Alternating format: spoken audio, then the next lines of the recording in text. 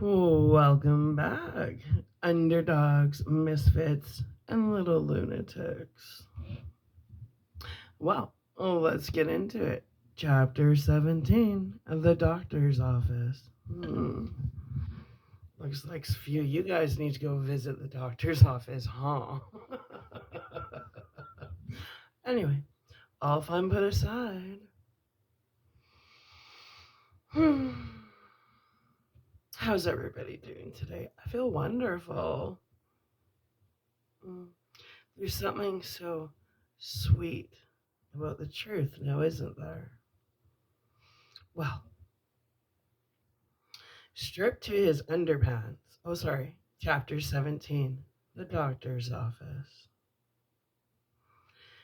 Stripped to his underpants. Lying on the examination table, Danny Torrance looked very small. He was looking up at Dr. Just call me Bill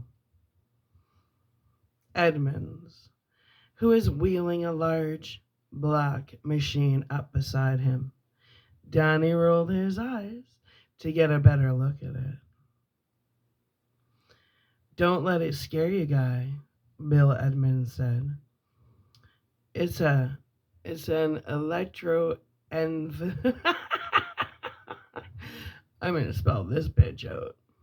ElectroEncephalograph. Let's try and say that. Electroencephalograph. And it doesn't hurt.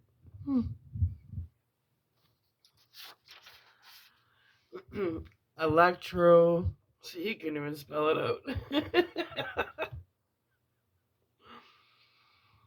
We call it an EEG for short. I'm going to hook a bunch of wires to your head. No, not stick them in, only tape them. And the pens in this part of the gadget will record your brain waves if you have any. Well, look on the $6 million man. About the same. Would you like to be like Steve Austin when you grow up? No way, Danny said as a nurse began to tape the wires to a number of tiny, shaved spots on his scalp. My daddy says that someday he'll get a short circuit and then he'll be up. He'll be up the creek. I know that creek well, Dr. Edmonds said amiably. I've been up it a few times myself. Sans paddle. An EEG can tell us lots of things, Danny. Like what? Like, for instance, if you have epilepsy, that's a little problem. Where? Yeah, I know what epilepsy is. Really? Sure. There was a kid in my nursery school back in Vermont. I went to nursery school when I was a little kid, and he had it. He wasn't supposed to use the flashboard. What was that, Dan? He had he had turned on the machine. Thin lines began to trace their way across graph paper. It had all these lights, all different colors. And when you turned it on, some colors would flash, but not all. And you had to count the colors, and if you pushed the right button, you could turn it off. Brent couldn't use that. That's because bright flashing lights sometimes cause an epileptic seizure. You mean using the flashboard might have made Brent pitch a fit?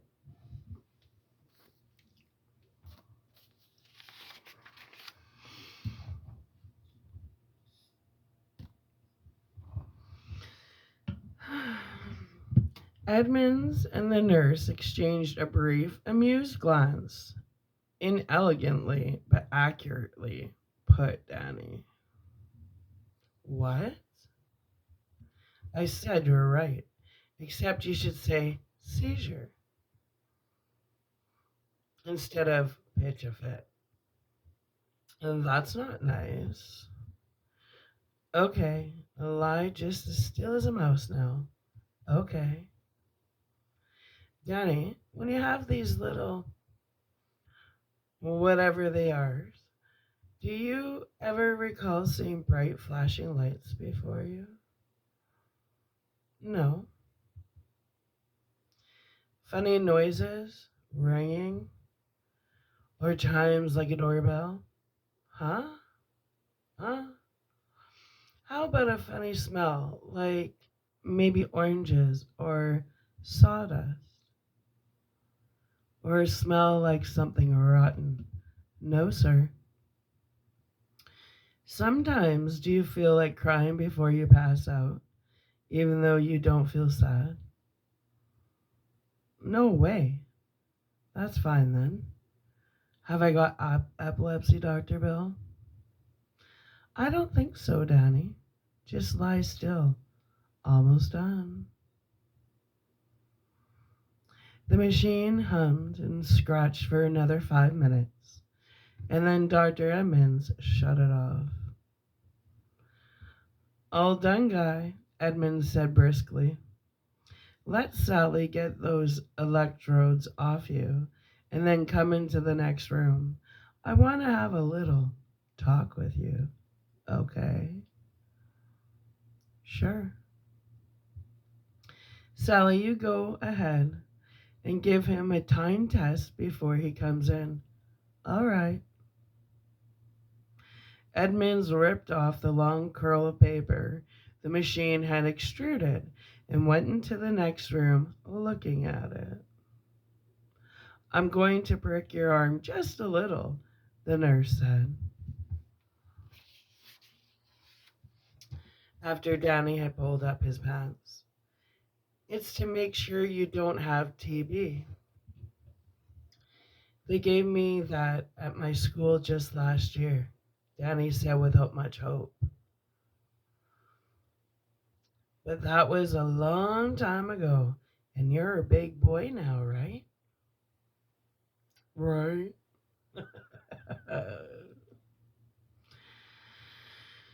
I guess so, Danny sighed and offered his arm up for sacrifice. When he had his shirt and shoes on, he went through the sliding door and into Dr. Edmonds' office. Edmonds was sitting on the edge of his desk, swinging his legs thoughtfully. Hi, Danny. Hi. How is that hand now? He pointed at Danny's left hand, which was lightly bandaged. Pretty good. Good. I looked at your EEG and it seems fine. But I'm going to send it to a friend of mine in Denver who makes his living reading those things. I just want to make sure. Yes, sir. Tell me about Tony, Dan. Danny shuffled his feet. He's just an invisible friend. He said, I made him up to keep me company. The Lulu. But he's 5. Not in his late 40s, 30s, and 50s. Anyway. Well, Edmonds laughed and put his hands on Danny's shoulders.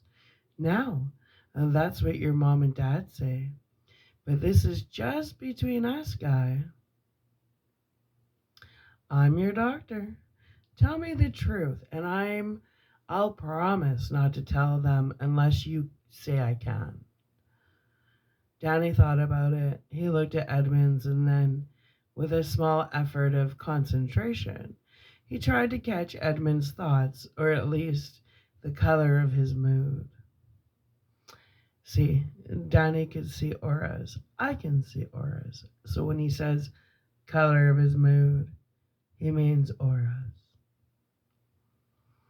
And suddenly he got an oddly comforting image in his head. File cabinets, their doors sliding shut one after another, locking with a click. Written on the small tabs in the center of each door was A to C, secret, D to G, secret, and so on. This made Danny feel a little easier. Cautiously, he said, I don't know who Tony is. Is he your age? No, he's at least 11. I think he might even be older. I've never seen him right up close. He might be old enough to drive a car. You just see him at a distance, huh? Yes, sir. And he always comes just before you pass out? Well, I don't pass out. It's like I go with him, and he shows me things. Well, Danny debated for a moment and then told Edmonds about Daddy's trunk with all his writing in it and about how the movers hadn't lost it in between Vermont and Colorado after all. It had been right under the stairs all along. And your daddy found it where Tony said he would? Oh, yes, sir. Only Tony didn't tell me. He showed me. I understand, Danny. What did Tony show you last night when you locked yourself in the bathroom? I don't remember. Danny said quickly. Are you sure?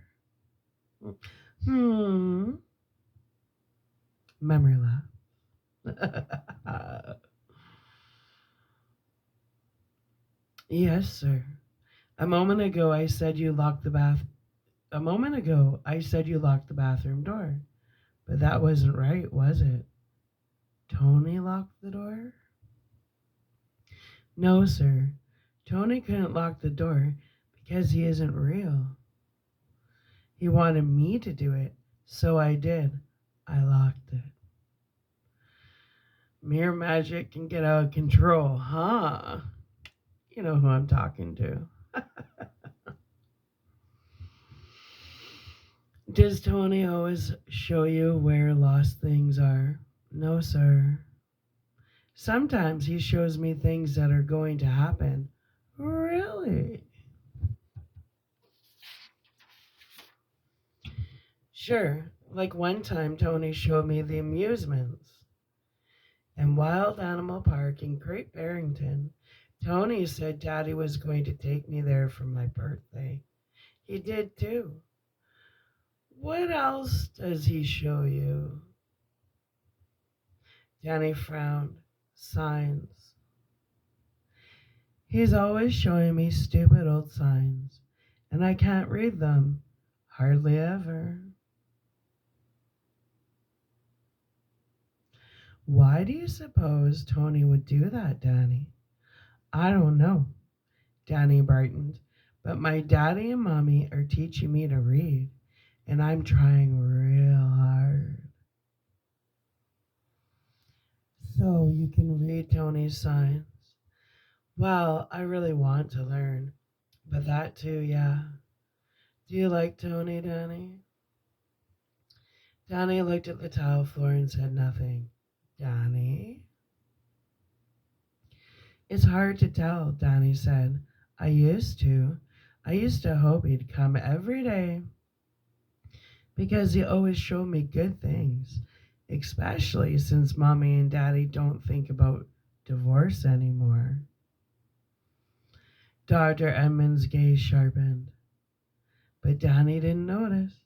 He was looking hard at the floor, concentrating on expressing himself. But now, whenever he comes, he shows me bad things, awful things. Like in the bathroom last night, the things he shows me, They sting me like those wasps stung me. Only Tony's things sting me up here. He cocked a finger gravely at his temple, a small boy unconsciously burlequesting suicide. Ooh. What things, Danny? I can't remember. Danny cried out, agonized. I tell you, if I could, it's like I can't remember because it's so bad. I don't want to remember. All I can remember when I wake up is red rum. Red rum or red rum? Rum. What's that, Danny?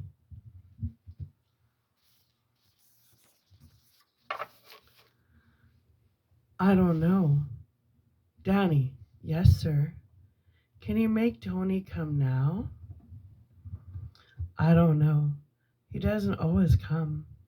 I don't even know if I want him to come anymore. Try, Danny.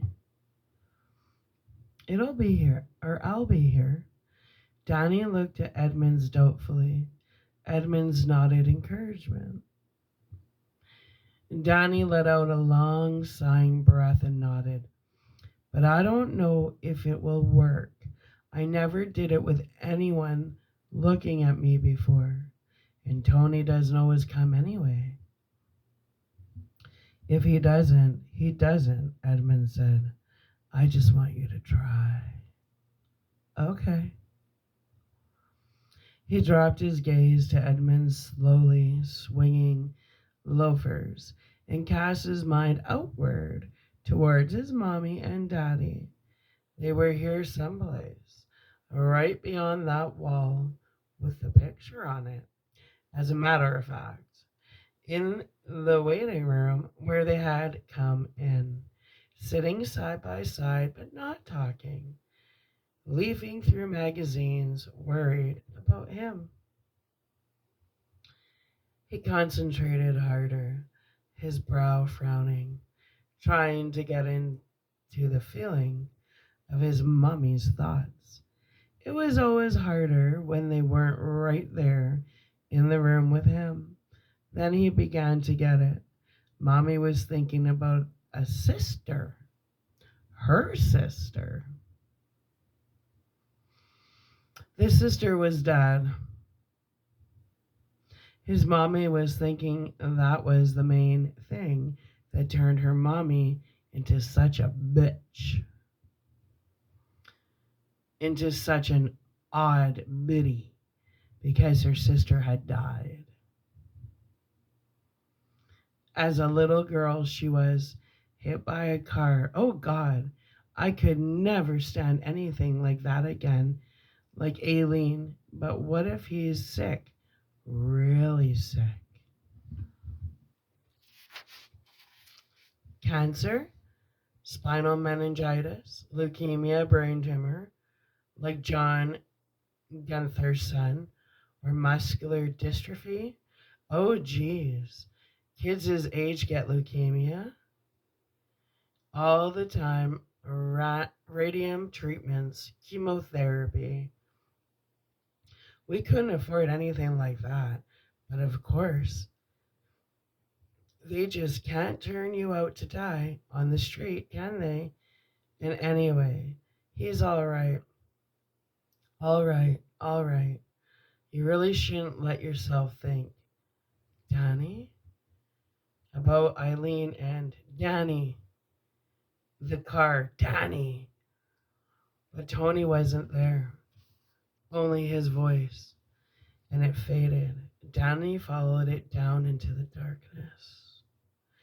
Falling and tumbling down some magic hole between Dr. Bill's swinging loafers, past a loud knocking sound.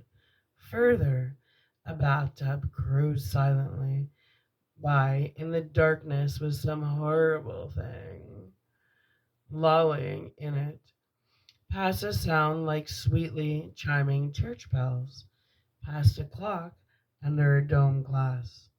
Then the dark, was pierced feebly by a single light festooned with cobwebs. The weak glow disclosed a stone floor that looked damp and unpleasant. Somewhere, not far distant, was a steady mechanical roaring sound, but muted, not frightening, soporific. It was the thing that would be forgotten, Danny thought with dreamy surprise. As his eyes adjusted to the gloom, he could see Tony just ahead of him, a silhouette. Tony was looking at something, and Danny strained his eyes to see what it was. Your daddy? See your daddy? Of course he did. How could he have missed him?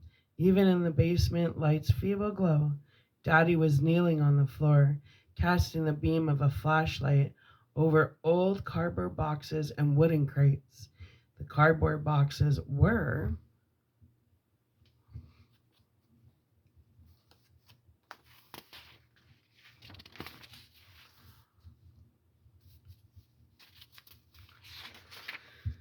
mushy and old. Some of them had split open and spilled drifts of paper onto the floor. Newspapers, books, printed pieces of paper that looked like bills. His daddy was examining them with great interest. And then Daddy looked up and shone his flashlight in another direction. His beam of light impelled another book, a large white one bound with gold string. The cover looked like white leather. It was a scrapbook. Danny suddenly needed to cry out to his daddy to tell him to leave that book alone, that some books should not be opened, but his daddy was climbing toward it. The mechanical roaring sound, which he now recognized as the boiler at the Overlook, which Danny checked 3 or 4 times every day, had developed an ominous rhythmic hitching. It began to sound like pounding, and the smell of mildew and wet, rotting paper was changing to something else. The high, junipery smell of the bad stuff. It hung around his daddy like a vapor as he reached for the book and grasped it. Tony was somewhere in the darkness. This inhumane place makes human monsters. This inhumane place, repeating the same incomprehensible thing over and over, makes human monsters, falling through darkness again, now accompanied by the heavy, pounding thunder that was no longer the boiler, but the sound of a whistling mallet striking silk papered walls, knocking out whiffs of plaster dust. Crouching helplessly on the blue black woven jungle rug. Come out. This inhumane place and take your medicine. Makes him human monsters.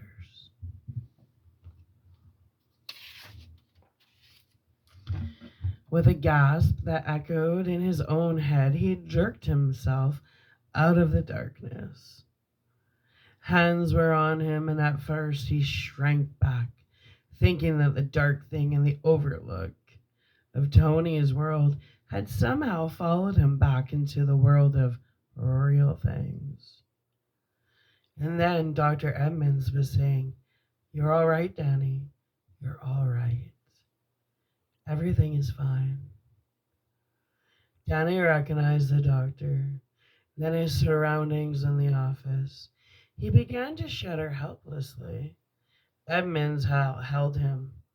When the reaction began to subside, Edmonds asked, "You said something about monsters, Danny. What was it?" "This inhumane place," he said gutturally. "Tony told me this inhumane place makes. He shook his head. Can't remember. Try. I can't. Did Tony come? Yes. What did he show you? Dark, pounding. I don't remember. Where were you? Leave me alone. I don't remember. Leave me alone. He began to sob helplessly in fear and frustration. It was all gone, dissolved into a sticky mess, like a wet bundle of paper. The memory, unreadable. Edmonds went to the water cooler and got him a paper cup of water. Danny drank it, and Edmonds got him another one. Better? Yes. Danny, I don't want to badger you, tease you about this, I mean. But can you remember anything about before Tony came?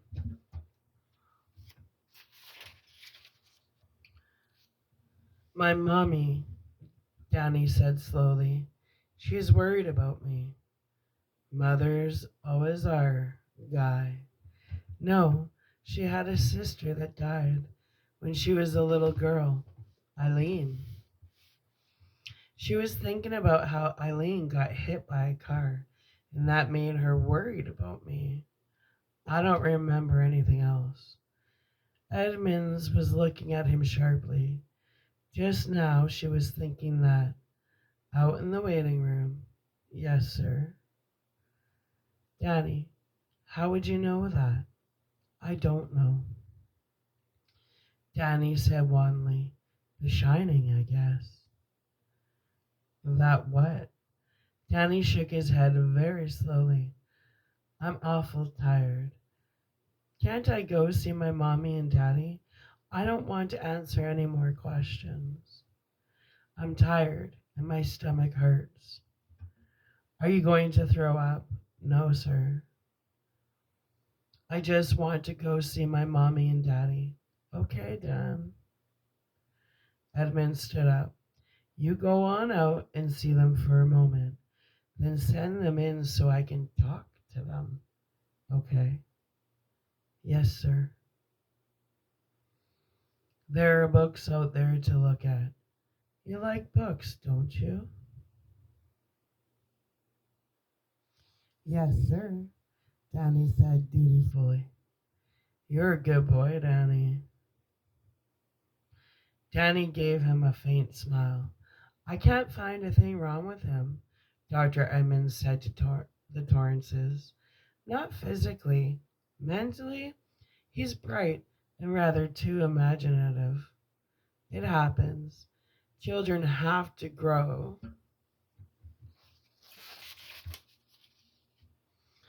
into their imaginations like a pair of oversized shoes.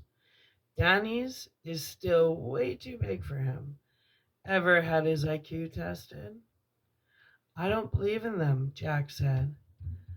They straitjacket the expectations of both parents and teachers. Dr. Edmonds nodded. They may be, but if you did test him, I think you'd find he's right off the scale for his age group. His verbal ability for a boy who is 5 going on 6 is amazing. We don't talk down to him, Jack said with a trace of pride. I doubt if you ever had to in order to make yourself understood. Edmonds paused, fiddling with a pen. He went into a trance while I was with him, at my request, exactly as you described him in the bathroom last night. All his muscles went lax, his body slumped, his eyeballs rotated outward, textbook auto hypnosis. I was amazed. I still am. The Torrances sat forward. What happened? Wendy asked tensely, and Edmonds carefully related Danny's trance. the muttered phrase from which Edmonds had only been able to pluck the word monsters. The dark, the pounding, the aftermath of tears near hysteria and nervous stomach. Tony again, Jack said. What does it mean? Wendy asked. Have you any idea? A few. You might not like them. Go ahead anyway, Jack told him. From what Danny told me, his invisible friend was truly a friend until you folks moved out here from New England. Tony has only become a threatening figure since that move. The pleasant interludes have become nightmarish, even more frightening to your son because he can't remember exactly what the nightmares are about. That's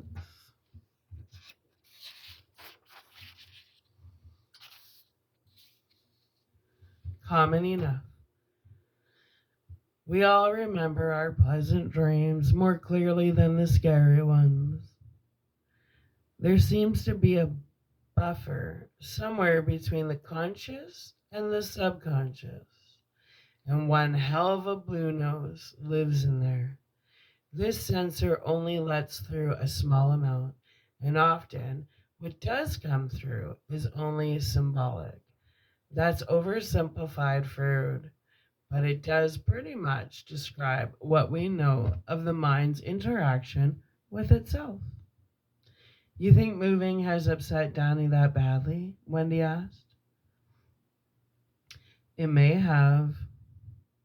If the move took place under traumatic circumstances, Edmund said, did it?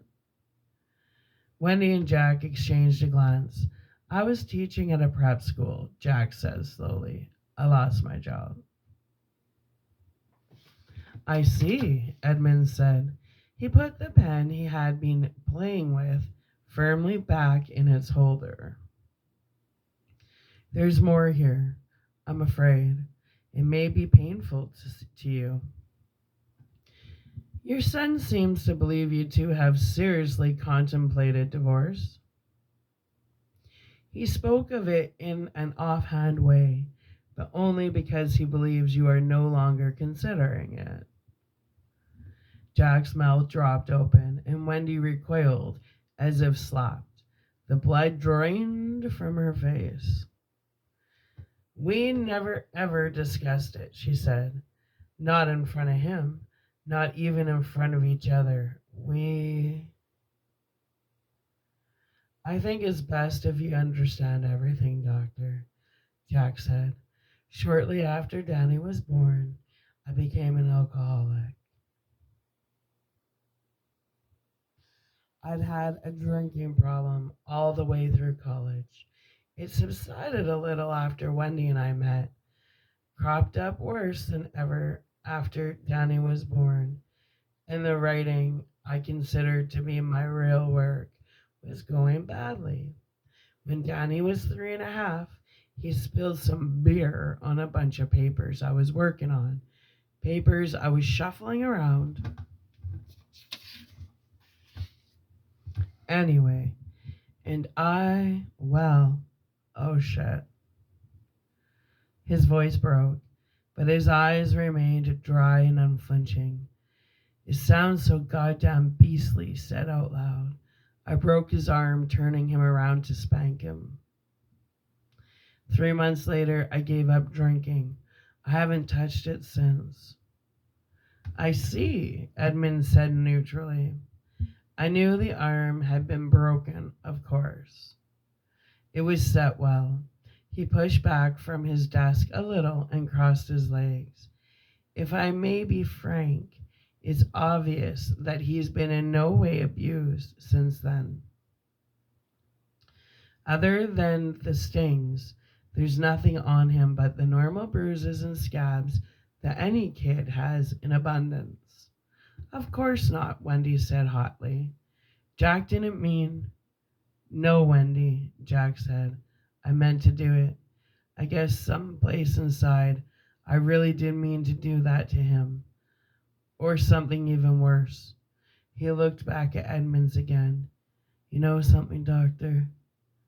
This is the first time the word divorce has been mentioned between us, and alcoholism, and child beating. 3 firsts in 5 minutes. That may be at the root of the problem, Edmonds said. I'm not a psychiatrist. If you want Danny to see a child psychiatrist, I can recommend a good one who works out of the Mission Ridge Medical Center in Boulder, but I am fairly confident of my diagnosis. Danny is an intelligent, imaginative, perceptive boy. I don't believe he would have been as upset by your marital problems as you believed. Small children are great escapers. They don't understand shame or the need to hide things. Jack was studying his hands. Wendy took one of them and squeezed it, but he sensed the things were but he sensed the things that were wrong. Chief among them, from his point of view, was not the broken arm, but the broken or breaking link between you two. He mentioned divorce to me, but not the broken arm. When my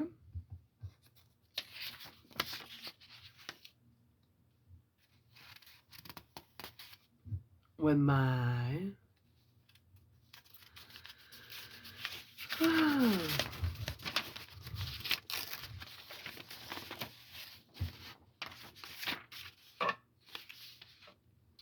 nurse mentioned the set to him, he simply shrugged it off.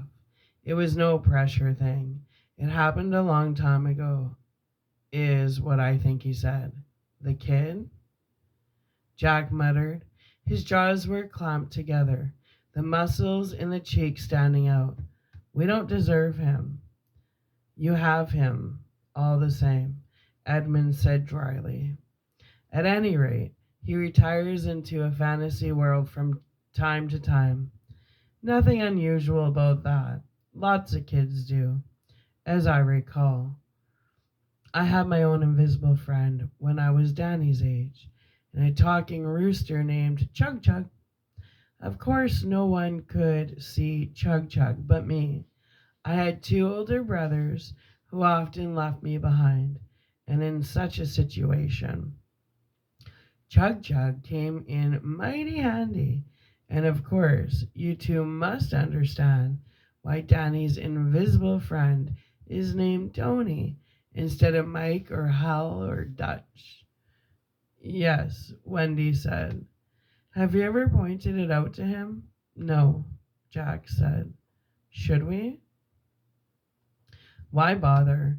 Let him realize it in his own time, by his own logic. You see, Danny's fantasies were considerably deeper than those that grow around the ordinary invisible friend syndrome, but he felt he needed Tony that much more. Tony would come and show him pleasant things, sometimes amazing things, always good things.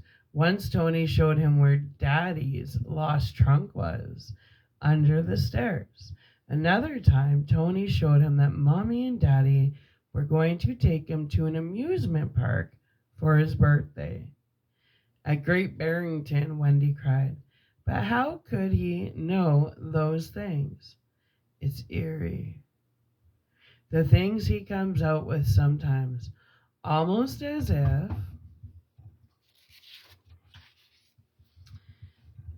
he had second sight. Edmonds asked, smiling. He was born with a cowl, Wendy said weakly. Edmund's smile became a good, hearty laugh. Jack and Wendy exchanged a glance and then also smiled, both of them amazed at how easy it was. Danny's occasional lucky guesses about things was something else they had not discussed much. Next, she'll be telling me he can levitate, Edmund said, still smiling. No, no, no. I'm afraid not.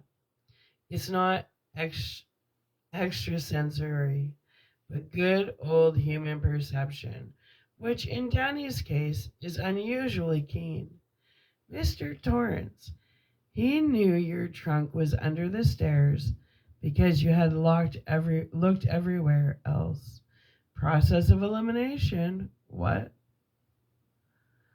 It's so simple. Elderly Queen would laugh at it. Sooner or later, you would have thought of it yourself. As for the amusement park at Great Barrington, whose idea was that originally? Yours or his? His, of course, Wendy said. They advised on all the morning children's programs. He was wild to go. But the thing is, Doctor, we can't afford to take him, and we had told him so.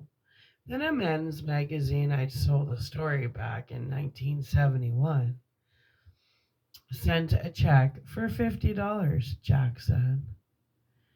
They were reprinting the story in an annual or something. So we decided to spend it on Danny. Edmund shrugged. Wish fulfillment plus a lucky coincidence. God damn it. I bet that's just right, Jack said. Edmund smiled a little, and Danny himself told me that Tony often showed him things that never occurred. Visions based on faulty perception, that's all. Danny is doing subconsciously what these so-called mystics and mind readers do quite consciously and cynically. I admired him for it. If life doesn't cause him to retract his antennae, I think he'll be quite a man. Wendy nodded, of course. She thought Danny would be quite a man. But the doctor's explanation struck her as glib. It tasted more like margarine than butter. Edmonds had not lived with them. He had not been there when Danny found lost buttons, told her that maybe the TV guy was under the bed, that he thought he better wear his rubbers to nursery school even though the sun was out. And later that day, they had walked home under her umbrella through the pouring rain. Edmonds couldn't know of the curious way Danny had of pre-guessing them both. She would decide to have an unusual evening cup of tea, go in the kitchen and find her cup out with a tea bag in it. She would remember that the books were due at the library and find them all neatly piled up on the hall table, her library card on top. Or Jack would take it into his head to wax the Volkswagen and find Danny already out there, listening to tiny top 40 music on his crystal radio as he sat on the curb to watch. Aloud, she said, "Then why the nightmares now? Why did Tony tell him to lock the bathroom door?" I believe it's because Tony has outlived his usefulness, Edmund said. He was born Tony, not Danny. Ooh, creepy. At a time when you and your husband were straining to keep your marriage together, your husband was drinking too much. There was the incident of the broken arm, the ominous quiet between you. Ominous quiet, yes. That phrase was the real thing. Anyway, the stiff, tense meals where the only conversation had been, "Please pass the butter," or "Danny, eat the rest of your carrots," or "May I be excused, please?" The nights when Jack was gone and she had lain down, dry-eyed on the couch, while Danny watched TV. The mornings when she and Jack had stalked around each other like two angry cats with a quivering, frightened mouse between them. It all rang true. Dear God, do old scars ever stop hurting? Horribly, horribly true. Edmonds resumed, but things have changed, you know? Schizoid behavior is a pretty common thing in children. It's accepted because all we adults have this unspoken agreement that children are lunatics. They have invisible friends. They may go and sit in the closet when they're depressed, withdrawing from the world. They attach talismaniac importance to a special blanket or teddy bear or stuffed tiger. They suck their thumbs. When an adult sees things that aren't there, we consider him ready for the rubber room. When a child says he's seen a troll in his bedroom or a vampire outside the window, we simply smile indulgently. We have a one sentence explanation that explains the whole range of such phenomena in children. He'll grow out of it, Jack said. Edmonds blinked. My very words, he said. Yes. Now I would guess that Danny was in a pretty good position to develop a full-fledged psychosis. Unhappy home life, a big imagination, the invisible friend who is so real to him that he nearly became real to you. Instead of growing out of his childhood schizophrenia, he might well have grown into it and become autistic, Wendy asked. She had read about autism. The word itself frightened her. It sounded like dread and white silence. Possible, but not necessarily. He might simply have entered Tony's world someday and never come back to what he calls real things.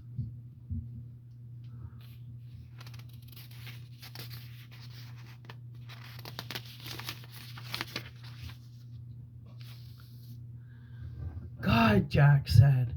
But now the basic situation has changed drastically. Mr. Torrance no longer drinks. You are in a new place where conditions have forced the three of you into a tighter family unit than ever before, certainly tighter than my own, where my wife and kids may see me for only 2 or 3 hours a day. To my mind, he is in the perfect healing situation, and I think the very fact that he is able to differentiate so sharply between Tony's world and real things says a lot about the fundamentally healthy state of his mind. He says that you two are no longer considering divorce. Is he as right as I think he is? Yes, Wendy said, and Jack squeezed her hand tightly. Almost painfully, she squeezed back. Edmonds nodded. He really doesn't need Tony anymore. Danny is flushing him out of his system. Tony no longer brings pleasant visions, but hostile nightmares that are too frightening for him to remember, except fragmentarily. He internalized Tony during a difficult, desperate life situation, and Tony is not leaving easily, but he is leaving. Your son is a little like a junkie kicking the habit. He stood up, and the Torrances also stood. As I said, I'm not a psychiatrist. If the nightmares are still continuing when your job at the Overlook ends next spring, Mr. Torrance, I would strongly urge you to take him to the man in Boulder. I will. Well, let's go out and tell him he can go home, Edmund said. I want to thank you. Jack told him painfully. I feel better about all this than I have in a very long time. So do I, Wendy said. At the door, Edmonds paused and looked at Wendy.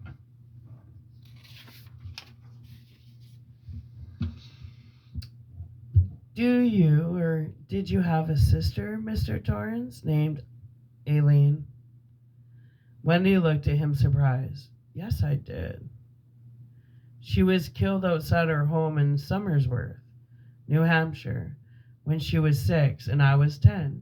She chased a ball into the street and was struck by a delivery van. Does Danny know that? I don't know. I don't think so. He says you were thinking about her in the waiting room. I was, Wendy said slowly. For the first time in, I don't know how long. Does the word red rum mean anything to either of you?